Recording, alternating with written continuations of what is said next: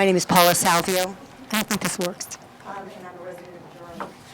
Given Mr. Koch's defense that he was only joking when making egregious, vulgar remarks about women, Jews, homosexuals, and people of color, I'd like to take a few minutes to talk about why in his case, it is wrong to laugh. We teach our children that it's cruel to use humor to hurt others, to attack physical appearances, and to find sexist, homophobic, or racist jokes funny. These kinds of jokes offer us views of the teller, and they cause harm. We all know this. Joking isn't always safe. It can be used to disguise beliefs and intentions, and the claim "I was just joking" is used all the time by people in power to protect themselves from being held accountable for making discriminating, disparaging remarks. While the joker may see joking and teasing as innocent and playful, these actions are almost always understood as more malicious by people who are the targets. When racist, sexist, and homophobic jokes are made by a public official, the stakes are high. If we walk away and we say, well, what's the big deal? Jim Koch was just joking. When he tweeted, for example, "Who needs Ugly Betty? We have Pelosi and Shea Porter." It doesn't matter where Obama was born. Culturally, he's not an American. Or Obama is just like God. Neither one has a birth certificate. Or Michelle Obama, childhood obesity, a problem to national security? How about adult ugliness? Or, if marriage between same-sex couples is okay, why stop with couples? Why just one species? Just think. You could marry a whole flock of sheep. If we condone this, then we condone not only his defense, he was only joking, but we endorse his use of public space to make reprehensible remarks that insult and could potentially hurt people. The standards set by the National School Board Association require that all school board members, as community leaders, should encourage and promote productive dialogue about race, culture, and diversity in their communities. They must model and they must encourage inclusive thinking and behavior and provide credible and balanced information on issues of race, culture, and diversity. Do we believe as a district that the public discourses exemplified by Mr. Koch's tweets promotes the kind of dialogue and use of public space that we value? Is this the kind of behavior we expect from a public official on our school board? Does Mr. Koch, as a community leader, show that he has the capacity to promote productive dialogue about race and diversity and model and encourage inclusive thinking for the children and youth in our district? Do Mr. Koch's beliefs about women, Jews, homosexuals, and people of color align with the values of our district? Would we have elected him if we had known of these positions? These questions are no joking matter. The answer is no.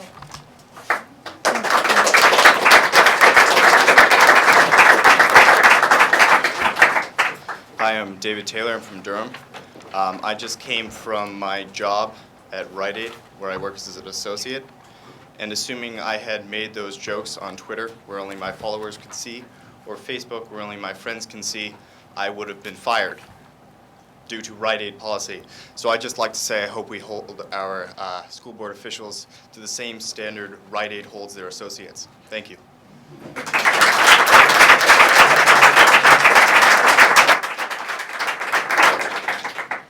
Mike McClurkin, Durham.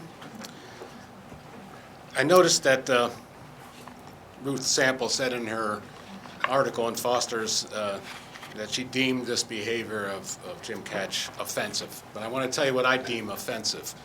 And that's the selective outrage of people in this group. Ruth Warden, just a few moments ago, used the words unlawful behavior and Jim Koch in the same sentence. But Jim Koch has not committed any unlawful behavior. But there is someone in this room who was arrested for unlawful behavior. Point of order. And that's Point of order. We're not going to attack community members, please. Where was the outrage there? Tim Horrigan called for the death of Sarah Palin on his Facebook page.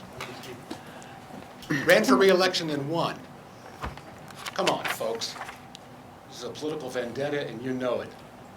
I heard Jim Koch during Meet the Candidate night say that in response to the bloated number of teachers here, he would favor using attrition to reduce the number of teachers. And I'm sure those of you heard that, and you don't like that. You want to add teachers even when enrollment's declining. And I think he's been targeted by you guys, and I don't like it. I voted for Jim, I've liked what he's been doing, and I'll vote for him again, and I urge him not to resign.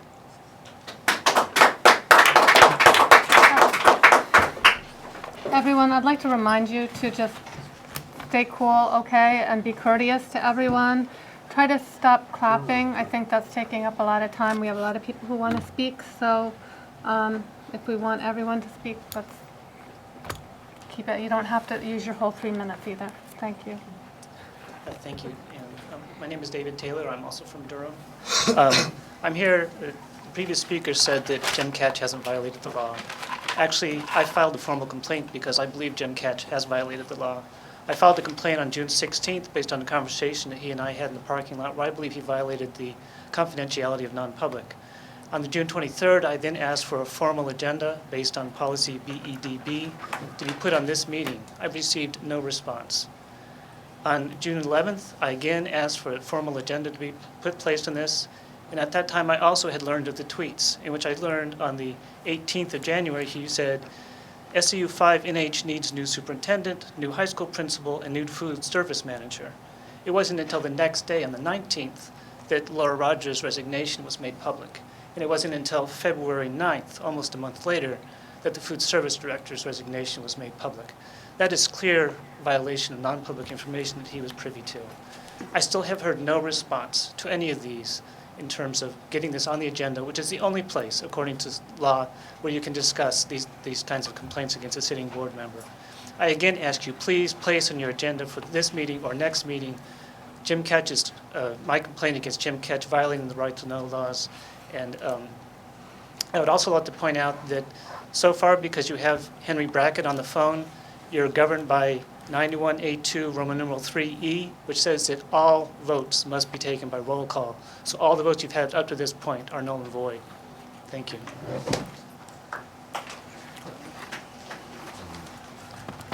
My name is Jackie Eastwood. I live in Durham, and I sense the heightened anxiety among a lot of people.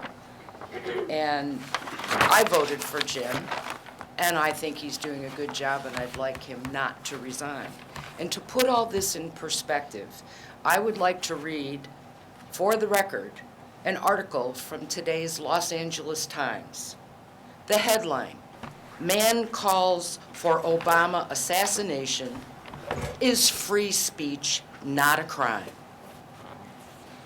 A man in California posted racial epithets and a call to, quote, shoot Barack Obama on an internet chat site. The court ruled at the appellate level that he was engaging in constitutionally protected free speech. While the comments may have been reprehensible because he used a well-known derogatory comment about a black man, this is the United States of America. Durham is still part of it, and everybody is entitled to free speech. Please calm down.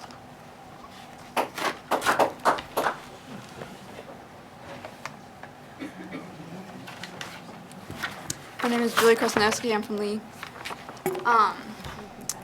First of all, Could you repeat your name, please? No. I'm sorry, could you repeat your name? Julie Kraznowski. Can you hear me? Okay. Okay. To say that any of those comments that you made are jokes, well, they're not funny. Everyone thinks that. There's no debate over that. To say that we are targeting Jim Cash, well, I feel personally targeted because I am Jewish and I am a woman. I have friends who are gay who feel targeted.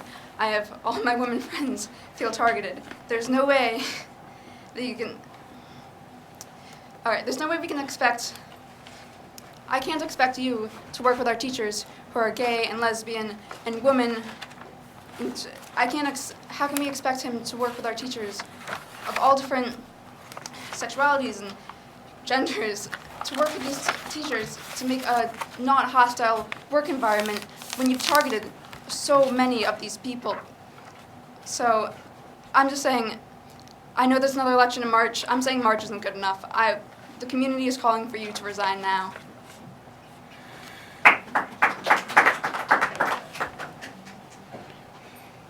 Denise Day, Durham. I believe that there's really an important lesson here for all of us, which is this. Yes, the tweets were on prior to the election, and I know I'm guilty of this also, of not really digging deeper than the brochures that I get in the mail that say that people stand for this and this. I think we need to pay attention. We all need to dig deeper prior to elections. And I also think that people who are running deserve to be upfront about their views on topics that may come before the board. So I think that there's something here for all of us that we need to learn. Thank you. Well, my name is Tim Horrigan. I live at 7 Faculty Road in Durham, and I am a state legislator, as I believe the gentleman, Mr. Gordon, alluded to. What I said wasn't a death threat against Sarah Palin, but it was kind of probably not a good thing to say, and I resigned, and I probably say Mr. Koch's case probably, I wouldn't advise anyone to not resign their job. It's a very valuable thing.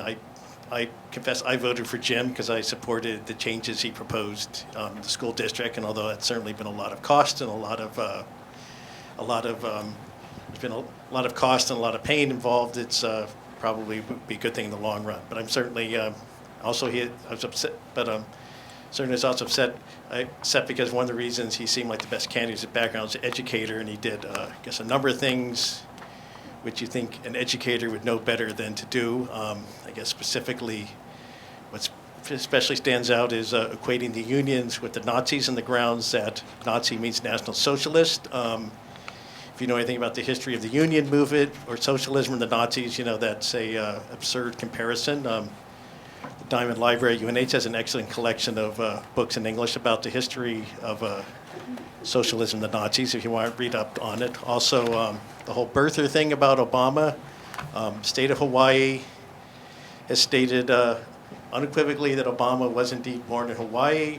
We have seen the birth certificate from Hawaii. Obama's never said he was born in Kenya. The birth certificates from Kenya are fakes, and I guess, and so I think. So certainly, I'm very, very upset about this. I'm certainly very disappointed in Jim, but I think probably best course is not to resign, but go ahead and do his job. You know, the public humiliation is probably punishment enough, and that's about. That's about all I have to say about that.